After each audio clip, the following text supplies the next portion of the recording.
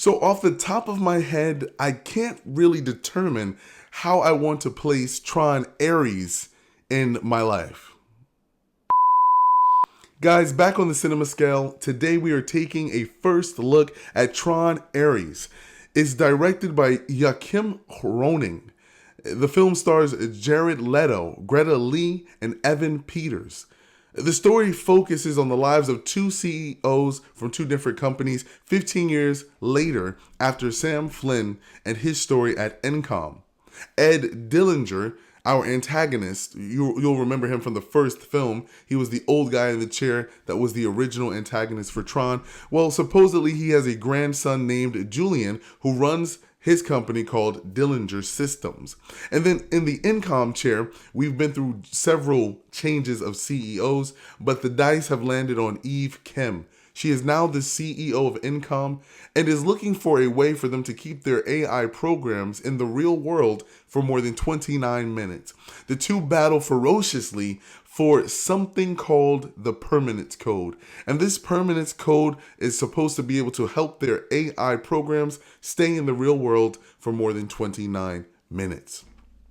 There's a lot of action and adventure. There's a colorful display of the transition from the grid to real life in this movie. And there's a lot of good intensity. I will say there were moments in this movie where I was on the edge of my seat because of trying to see where they were going with this film. Now, the film's runtime was 1 hour, 51 minutes. And personally, I thought this story could have just been condensed a little bit more in just 1 hour and 35 minutes. We didn't have to drag it out to that 51 minutes element. I watched it in Dolby Cinema, and man, oh man, the speakers were blazing. The seats were vibrating, and the people I were watching the movie with were definitely, well, let's just say the music was loud. The film is rated PG-13 for those of you who are concerned about what's going to be involved with your children regarding this movie. There is not much violence in this film, but just a lot of explosions, actions, and a lot of high-speed chasing, and a lot of action. You're going to get a lot of action. Jared Leto plays Ares. He is a fun, charming, but kind of boring character in this movie, mainly because he's not a regular character in the Tron series. This is movie number 3, and we're still recasting people left and right. And so it's hard to build that emotional momentum with this movie, other than the fact that it's a Tron movie.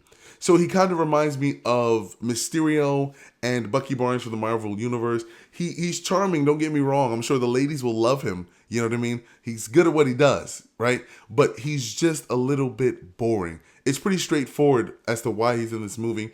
We know that he's the producer of the film, but just his character development lacked significantly. A lot of character development lacked in this movie, and that's really what made it all the more distracting to watch, for lack of better words. Greta Lee is our Encom CEO, and her character is basic. She goes on a hunt for the permanence code.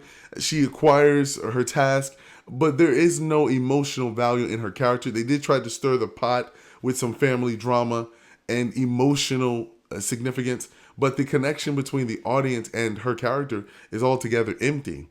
Now let's talk about our antagonist in this film, Evan Peters. Evan Peters is crazy. He is a wrathful, vengeful, vindictive antagonist. And although I love to see a good villain scream on the screen 100 times throughout the movie, it has to make sense. So his motives for what he was doing lacked significant value. And at the end of the day, he just looked like a spoiled kid with a company that just had anger issues. And when you put a sequence in the movie like that, it drags significantly and it just makes it a little bit more boring. Action-packed, good sequencing, a lot of colorful display. Watching this in Dolby Cinema was quite something. But as far as the story, I felt like it lacked a lot in the story. The concept or the idea was good, especially living in an AI advanced world now. You'll be able to find that emotional presence there. You'll be able to connect with the movie on that level. But the brief appearances that they tried to mesh in from the old characters, and they gave brief homage to the 80s film, it just wasn't enough to build a story that was going to be iron fit. So if you're someone whom loved Tron, the Tron series, just because it's Tron and you love the concept of jumping into the grid as a human from the real world and now the grid coming into the real world, yes, you are going to like this movie for what it is. But if you're thinking you're going to get the best story out of this movie, that's not right. You're going to love the modern aspect of Tron. They did a really good job at bringing this together in a modern sense, but it just doesn't hold in its value. And I think that could be because of this question. Does it connect to other films? Well, the answer is no. You don't necessarily have to watch Tron Legacy and the first Tron from the 80s to understand this film and to place yourself in this story, because they're all different storylines. One thing that's consistent is Sam Flynn and his father, but in some ways, you're going to be just a little bit lost in the sauce. Now, there is no emotional message for families in this movie other than don't be greedy and don't be spoiled.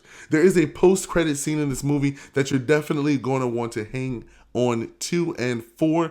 I thought that was a cool concept, but now it seems like we're setting up for another Tron movie, and I think that 3 is definitely enough. There is one quote that I loved that R.E.D said in the movie: "I am fearless and therefore powerful." Very nice quote to keep in mind in your back pocket. So guys, that was Tron Ares on the cinema scale. Let me know down in the comment box how you felt about this movie. What's your favorite Tron movie? And if you felt as though this movie was going to be a lot better than you anticipated, let me know down in that comment box. We'd love to hash it up with you guys. And don't forget to hit that subscribe button. We're on our way to 1,000. And if you like this video and want to see more, don't forget to click the next video.